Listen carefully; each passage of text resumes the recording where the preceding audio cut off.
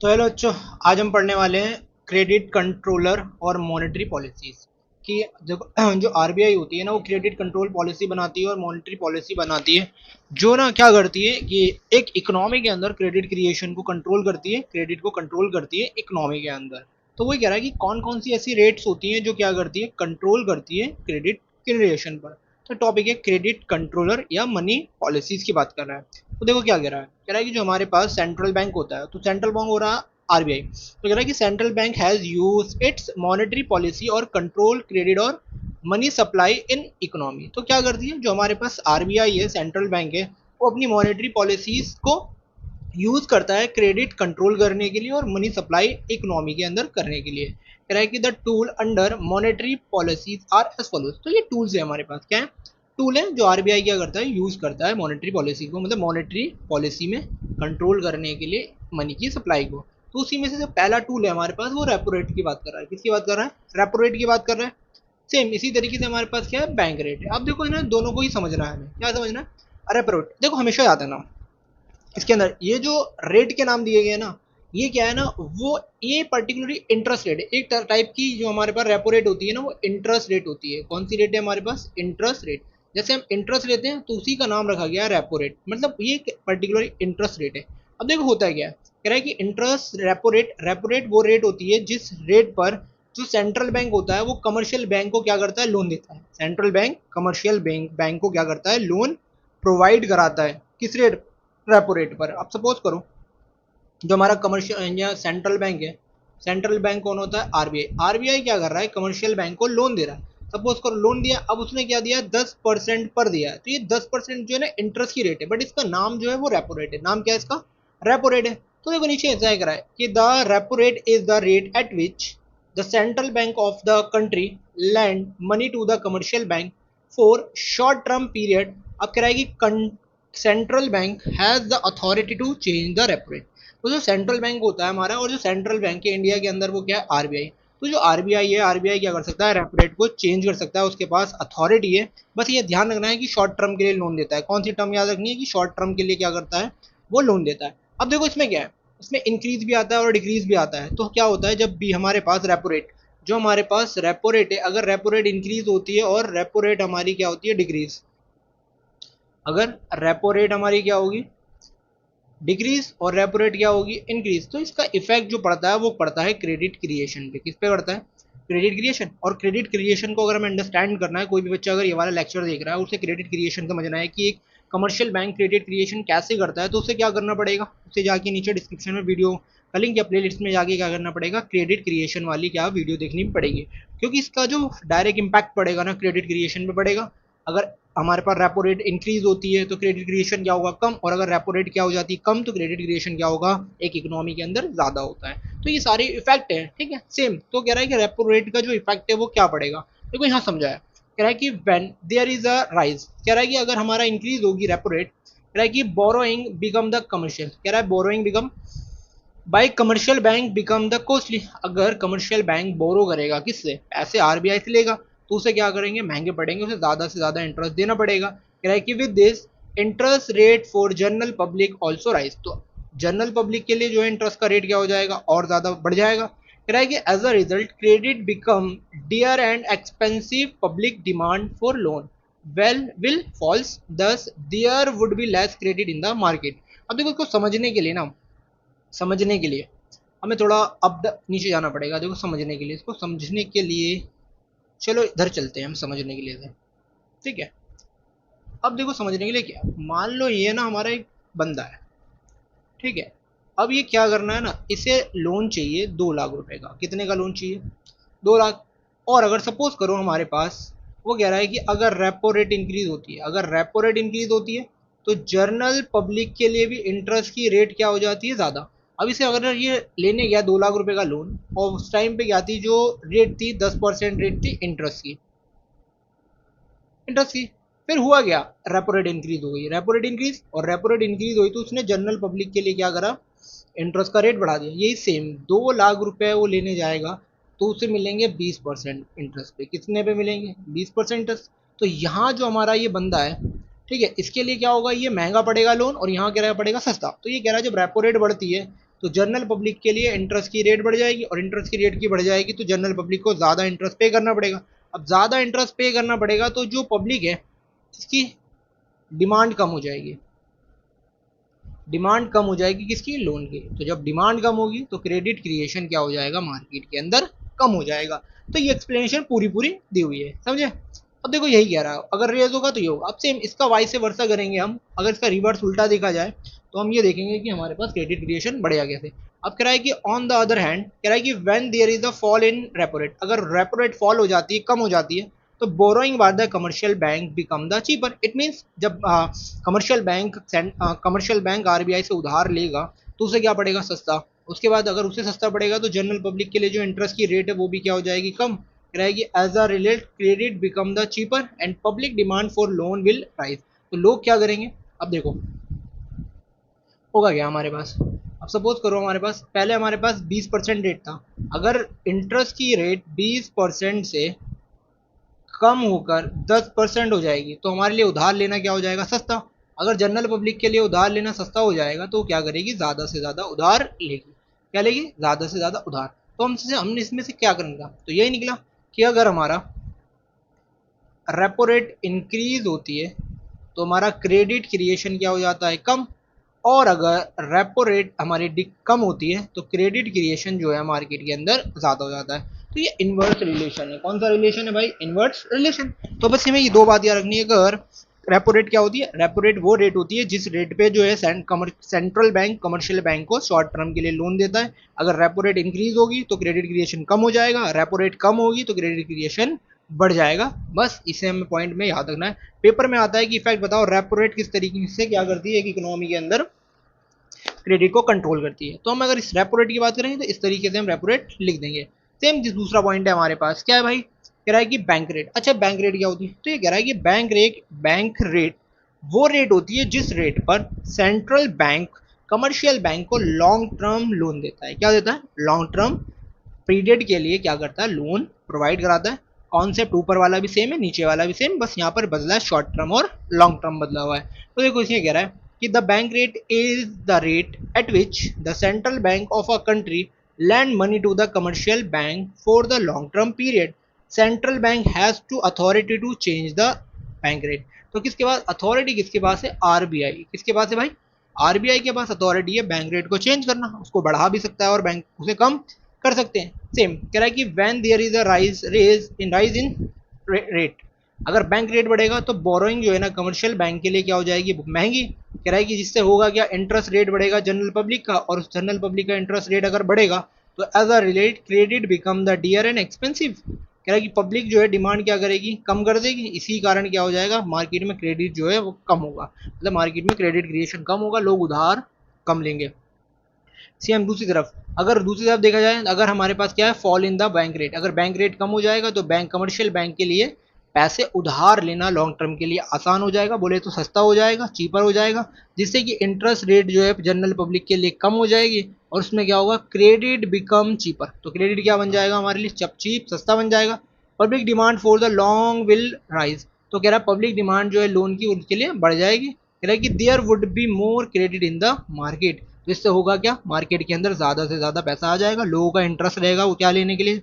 जब interest rate कम हो जाएगा तो लोग क्या होते हैं, ज़्यादा से ज़्यादा लोन लेना पसंद करते हैं। तो ये क्या था हमारे दो सेम। अब यहाँ पर भी क्या सेम टू सेम कॉन्सेप्ट है भाई हमारा। वो ये कह रहा है कि अगर हमारी बैंक रेट हमारी बढ़ जाती है तो क्रेडिट क्रिएशन क्या हो जाएगा, कम। और अगर हमारी बैंक रेट क्या हो जाएगी, कम, तो क्रेडिट क्रिएशन क्या हो जाएगा मार्केट में, ज़्यादा। तो as it is same to same है दोनों के दोनों पॉइंट। तो आई होप ये पूरा अच्छी तरीके से क्लियर हो गया। नहीं क्लियर हुआ है तो एक बार क्या करना है, बस वीडियो को पीछे करके दोबारा देखना है, अच्छे से अंडरस्टैंड करना है। तो हमारे पास दो रेट है भाई, ये क्या करते हैं, कंट्रोल में अपना कंट्रीब्यूशन देते हैं। अब सेम इसी तरीके से हमारे पास तीसरा है। तीसरा जो है वो कह रहा है open market operation. Open market operation होता क्या है, देखो ओपन मार्केट ऑपरेशन में क्या होता है हमारे पास, समझते हैं।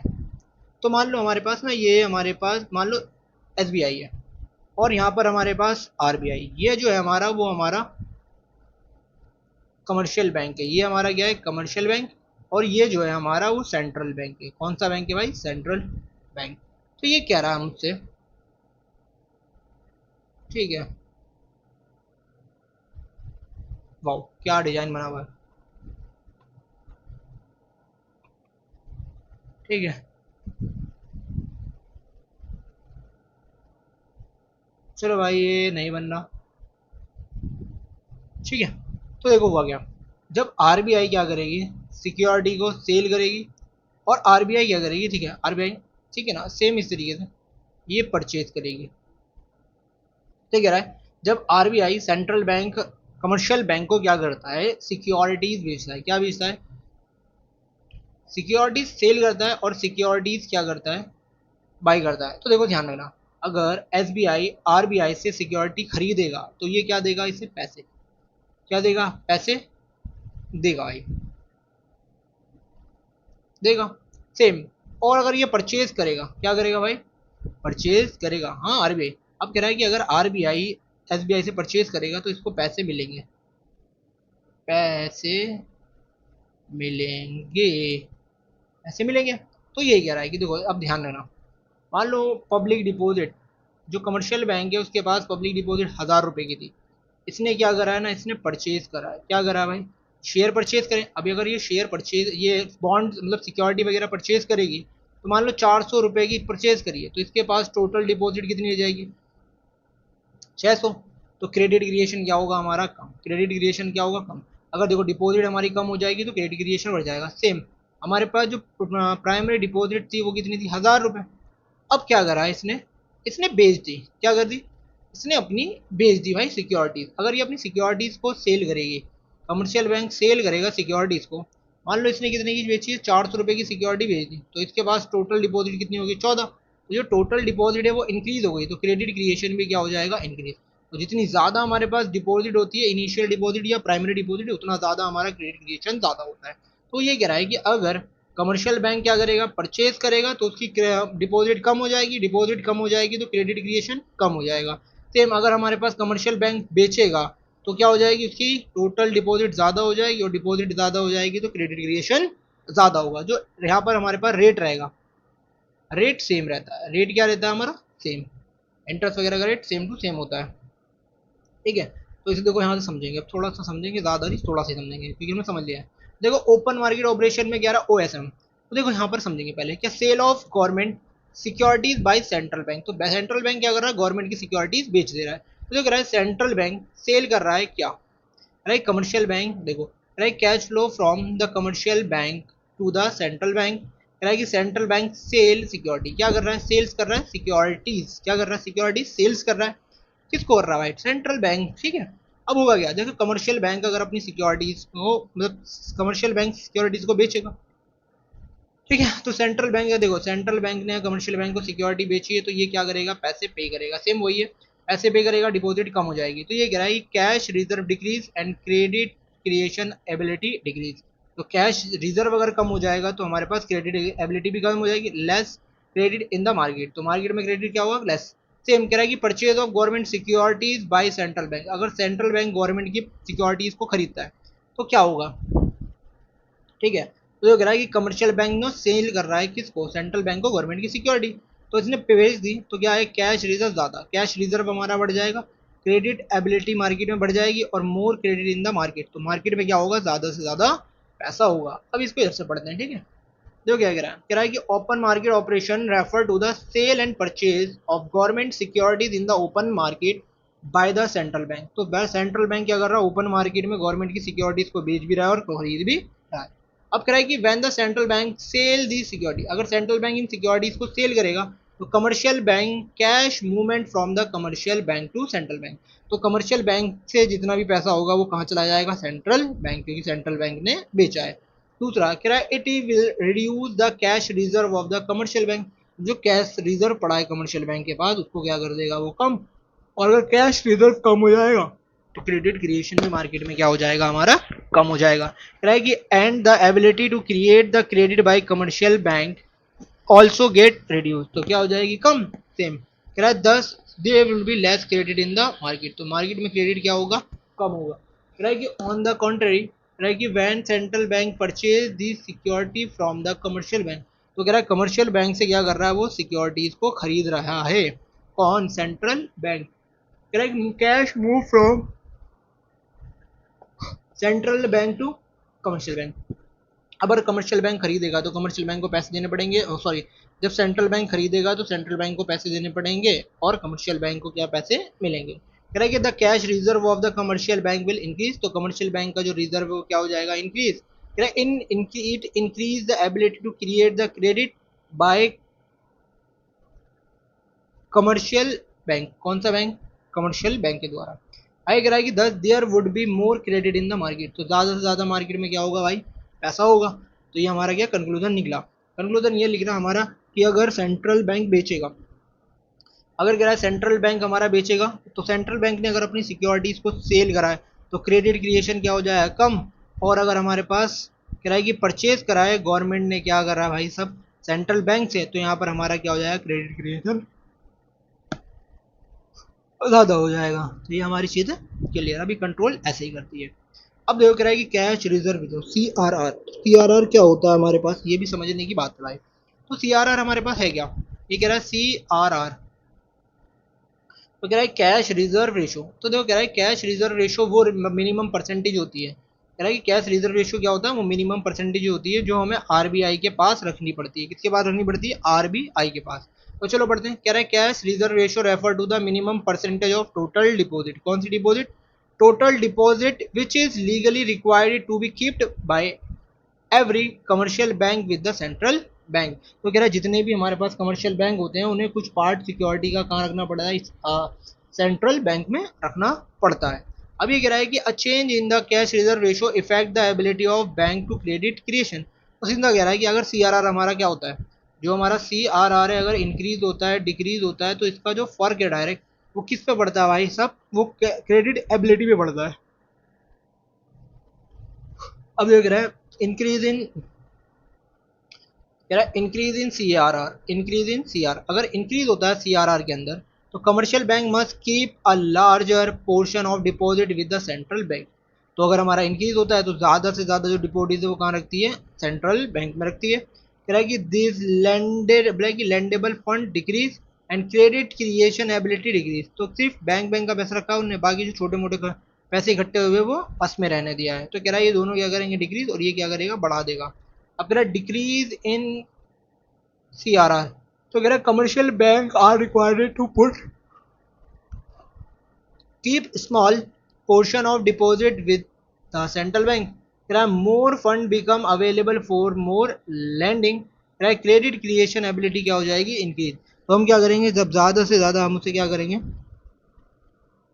अगर हमारा CRR डिक्रीज हो जाएगा तो हमारे लिए क्या हो जाएगा, सस्ती हो जाएंगी चीज़ें। तो हम क्या करेंगे, ज़्यादा से ज़्यादा पैसा लोन देंगे, उससे होगा क्रेडिट क्रिएशन। अब देखो क्विक रिवीजन वाला है ये कि अगर ओपन मार्केट रेट है, सेल करेगी तो लेस क्रेडिट हो जाएगा, परचेज करेगी तो मोर डेबिट होगा। कह रहा है कि लेस लैंडिंग लेस क्रेडिट, मोर लैंडिंग मोर क्रेडिट।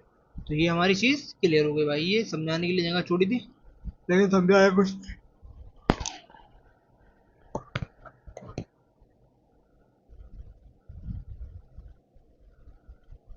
ठीक है, चलो भाई चले आगे।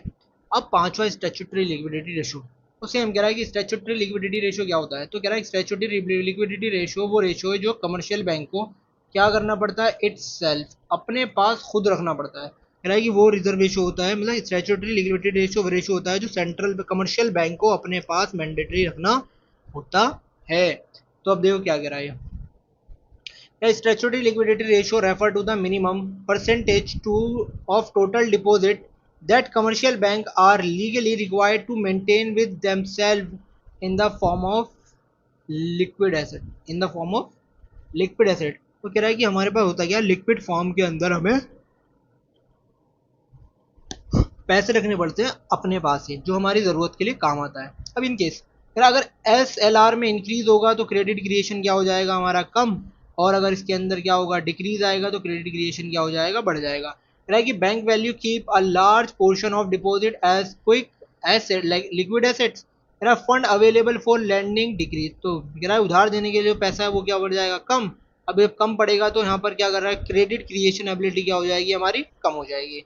सेम कह रहा है कि bank have to keep a small portion of deposit as क्या लिक्विड सीट, लिक्विड एसेट। ठीक है, तो लिक्विड एसेट के लिए क्या करना है, स्मॉल पार्ट रखना है। अब कह रहा है कि fund available for lending increase, तो सिंपल कह रहा है कि जितना ज़्यादा हमारे पास फंड होगा उतना ज़्यादा क्या करेंगे, उधार देने में काम लेंगे उसे। अब इससे होगा क्या, हमारा क्रेडिट क्रिएशन बढ़ जाएगा। क्या बढ़ जाएगा, क्रेडिट क्रिएशन बढ़ जाएगा। अब लास्ट में कह रहा है less credit in the market more credit in the market, तो ज़्यादा क्रेडिट मार्केट में और कम क्रेडिट मार्केट में है। अब देखो छठा हमारे पास कह रहा है कि reserve repo rate, reverse repo rate, तो रिवर्स रेपो रेट होती क्या है भाई, तो रिवर्स रेपो रेट को समझने के लिए बड़ा मत्था खराब करना पड़ेगा। अब देखो इसमें उल्टा होता है, होता क्या है, जो हमारा कमर्शियल बैंक है भाई, कौन है हमारा, जो हमारा कमर्शियल बैंक होता है, मान लो कमर्शियल बैंक के पास ना टोटल पैसा था 20 लाख। अब इसने 20 लाख में से 10 लाख रुपए तो क्या करा, अलग कर दिया। अब इसके बाद 10 लाख रुपए बच रहा है एक्स्ट्रा, क्या बच रहा है, तो ये क्या करती है ना, ये अपना जो एक्स्ट्रा पैसा बचता है सरप्लस में आता है, उसे आरबीआई बोले तो सेंट्रल बैंक को दे देती है। किसको देती है, सेंट्रल बैंक को। और मान लो क्या 6% पे दिया उसने, कितने परसेंट पे दिया है, 6% पे दे दिया। अब तो क्या होगा, जब तक देखो कह रहा है कि हमने क्या दिया, आरबीआई को दिया है लोन, तो आरबीआई क्या करेगा, इस पे हमें ब्याज देता रहेगा। क्या देता रहेगा, इंटरेस्ट देगा। क्या देगा हमें, इंटरेस्ट। अब देखिए इस इंटरेस्ट का क्या करेंगे, हम इस्तेमाल करेंगे। क्या करेंगे, इस्तेमाल करेंगे। तो यही कह रहा है कि रिवर्स रेशो, तो हम कह सकते हैं कि रिवर्स रेपो रेट वो रेट है जिस रेट पर जो हमारा क्या होता है भाई, बैंक कमर्शियल बैंक होता है आरबीआई के पास अपनी सप्लाई सरप्लस को रखवाता है, अमाउंट को रखवाता है। ठीक है, चलो पढ़ के देखते हैं। तो कह रहा है reverse repo rate is the rate of interest at which bank deposit their surplus fund to the central bank for a short period. कितने पीरियड के लिए, शॉर्ट पीरियड के लिए। A change in reverse repo rate affect the credit creation ability of commercial bank, तो अगर कह रहा है कि इसमें रेट में चेंज आएगा तो क्रेडिट क्रिएशन एबिलिटी को क्या कर सकती है, चेंज कर सकती है कमर्शियल बैंक की। अब देखो कह रहा है कि अगर रिवर्स रेपो रेट बढ़ेगी तो क्या होगा, रिवर्स रेपो रेट फॉल होगी, कम हो जाएगी तो क्या होगा, तो सिंपल सी बात है, अगर रिवर्स रेपो रेट बढ़ती है तो क्रेडिट क्रिएशन कम हो जाता है, रिवर्स रेपो रेट कम होती है तो क्रेडिट क्रिएशन बढ़ जाता है। ऐसा होता क्यों है, तो वो कह रहा है कि अगर हमारे पास क्या होगा,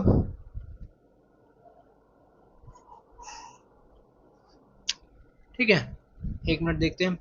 तो हमारा अगर रिवर्स रेपो रेट बढ़ गई, अगर रिवर्स रेपो रेट बढ़ जाती है तो हमारा क्रेडिट क्रिएशन भी बढ़ जाता, कम हो जाता है, और रिवर्स रेपो रेट कम हो जाती है तो क्रेडिट क्रिएशन बढ़ जाता है।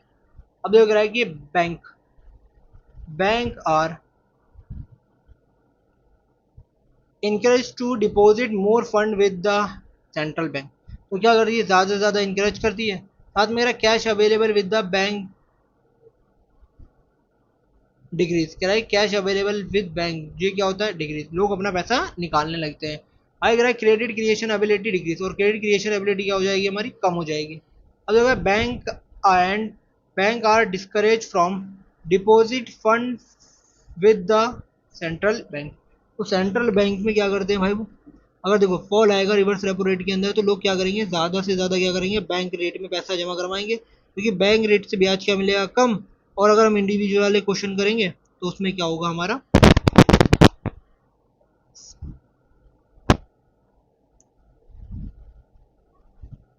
ठीक है, तो एक बार से देखते हैं।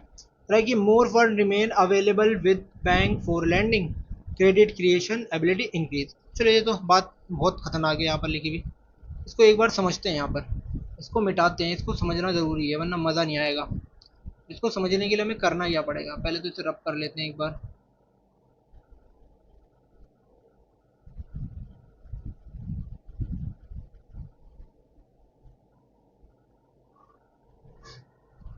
मान लो ये हमारा क्या है, और ये हमारा आरबीआई है, ठीक है। अब देखो क्या रहा है, एक होती है हमारे पास ये बैंक की इंटरेस्ट की रेट, हमारा बैंक है, ठीक है। एक होता है जनरल पब्लिक इंटरेस्ट रेट, अगर मैं जनरल पब्लिक को दूंगा तो वहां से मुझे मिलेगा 6% का इंटरेस्ट, और जो आरबीआई की रिवर्स रेपो रेट है वो दे रही है मुझे 10%। तो कह रहा है कि मुझे आरबीआई में पैसा रखने के बाद ज़्यादा इंटरेस्ट मिल रहा है तो मैं सारा पैसा क्या करूंगा, ये आरबीआई को देगा। क्या देगा, अब लेकिन ये रेट अगर बढ़कर क्या हो जाता है हमारा, ये रेट कम हो गया, रेट बढ़कर क्या हो गया, रेट मान लो 4 रुपये हो गया, कितना हो गया, 4%। तो हम क्या करूँगा, इसको उड़ा दूंगी, उसके क्या करेगी भाई, इसका इस्तेमाल, तो पैसा किसको देंगे, ज़्यादा से ज़्यादा पब्लिक को पैसा देंगे। तो देखो सेम यही इसमें यही करा है कि अगर हमारे पास क्या होगा, कह रहा है कि bank encourage to deposit more fund with the central bank, तो वो अगर हमारे पास बैंक इंकरेज नहीं है, मतलब बैंक जो है हमारा इंकरेज नहीं है, तो cash available with the decrease, तो कैश क्या हो जाएगा, कम। तीसरा क्या है, क्रेडिट क्रिएशन मार्केट में क्या हो जाएगा, कम। और अगर हमारे पास कैश ज़्यादा होगा तो मार्केट में क्रिएशन क्या होगा, ज़्यादा। तो अब तुम क्या समझ गए होंगे आराम से। अब देखो यहाँ पर क्विक रिवीजन भी लिखा हुआ है, कह रहा है स्टैट्यूटरी एसएलआर, अगर हमारे पास लेस क्रेडिट होगा तो हम क्या करेंगे, ठीक है ना, इंक्रीज लीड टू, अब डिक्रीज लीड टू, तो कह रहा है ज़्यादा से ज़्यादा मनी क्रिएशन होगा और मॉर्निंग क्रिएशन होगा। ये सारे क्या हमारे पास पॉइंट है। आखिरी पॉइंट जो रह गया है वो है हमारे पास पॉइंट नंबर 7, थोड़ा इंपॉर्टेंट, मेरा मार्जिनल रिक्वायरमेंट। किसकी बात कर रहा है ये, मार्जिनल रिक्वायरमेंट। अब देखो क्या कह रहा है, मार्जिनल रिक्वायरमेंट होता क्या, देखो सपोज करो, मार्जिनल रिक्वायरमेंट ये है, अगर तुमने क्या करा है, गोल्ड लोन लेने गए हो, क्या लेने गए, गोल्ड लोन लेने गए, और जो तुम्हारे गोल्ड है वो, तुम्हारे पास जो गोल्ड है वो 2 लाख रुपए का था, कितने का था, 2 लाख। अब इसमें से क्या करा उसने, बोला है कि इसका 20% जो क्या है, मार्जिनल रिक्वायरमेंट है, तो हमने इसका 20% जब निकाला तो ये आया हमारे पास 40, कितना आया, 40,000। तो ये जो हमारे पास बचा 1,60, तो ये गोल्ड की वैल्यू है। अगर मैं 2 लाख रुपए का गोल्ड बैंक को देता हूँ तो बैंक मुझे क्या करेगा, 1,60,000 रुपए का लोन देगी। अब दूसरा ये सेम इसी तरीके है, अगर ये रेट क्या हो जाएगा कम, ये रेट हो जाएगा 10%, तो 10% हो जाएगा ना, तो हम क्या करेंगे भाई,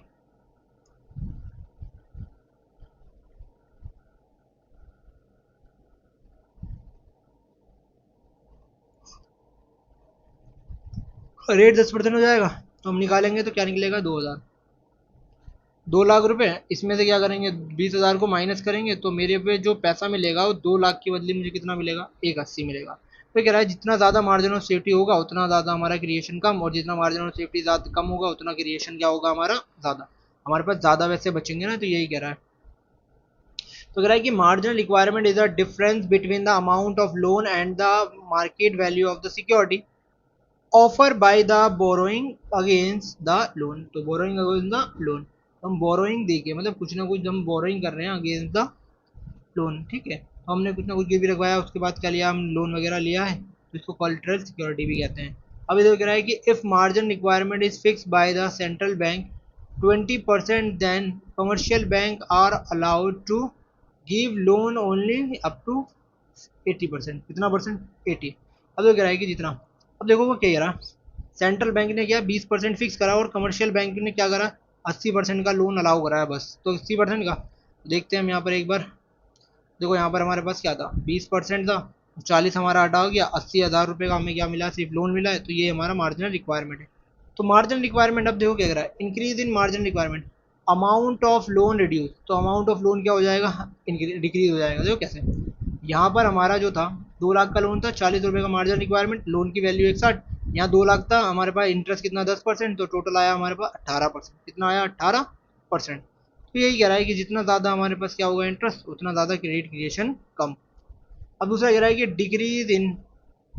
डिक्रीज इन मार्जिन रिक्वायरमेंट, अब कह रहा है कि amount of loan increase, amount of loan increase, इससे लोन इंक्रीज होता है हमारे पास, मोर अमाउंट अवेलेबल, अब क्या ज़्यादा से ज़्यादा हमारे पास क्या होंगे, पैसे होंगे क्या करने के लिए, लैंड करने के लिए, उधार देने के लिए, इससे हमारा क्रेडिट क्रिएशन क्या हो जाएगा, मार्केट में बढ़ जाएगा। अब देखो कह रहा है कि ये higher margin requirement small loan credit creation in the market, कह रहा है लोअर मार्केट रिक्वायरमेंट बिग, कह रहा है कि bigger loan and more credit creation in market, तो कह रहा है कि जितना ज़्यादा कम होगा उतना ज़्यादा हम क्या करेंगे, कम लोन लेंगे, जितना ज़्यादा हमारे पास जितना कम मार्जिन रिक्वायरमेंट होगा उतना ज़्यादा हम क्या करेंगे, लोन लेंगे। तो ये हमारा चैप्टर क्या हो गया भाई, खत्म, क्या हो गया, ये चैप्टर खत्म हो गया, ठीक है। अब इसके पूरे चैप्टर में क्या है, कोई भी हमें दिक्कत परेशानी या डाउट होगा तो हम क्या करेंगे, आपको क्या करना है, कमेंट में पूछ लेना है। बस एक बार मार्जिन रिक्वायरमेंट जो है ना उसको ध्यान से पढ़ना है, क्या करना है उसको ध्यान से पढ़ना है। Thank you for watching this video. Video अगर अच्छी लगी तो तुम क्या कर सकते हो भाई, वो लाल लाल बटन है सब्सक्राइब का, उसको दबा के सब्सक्राइब कर सकते हो, लाइक कर सकते हो, कमेंट कर सकते हो, कोई दिक्कत परेशानी हो, ठीक है। थोड़ा सा अब कहीं कहीं तुम्हें क्या है, थोड़ी थोड़ी आवाज़ अजीब अच्छी लगेगी, क्योंकि हमें बीच में पढ़ाते पढ़ाते झपकी ले लेता हूँ मैं, मज़ा आ जाता है लेकिन झपकी लेने के बाद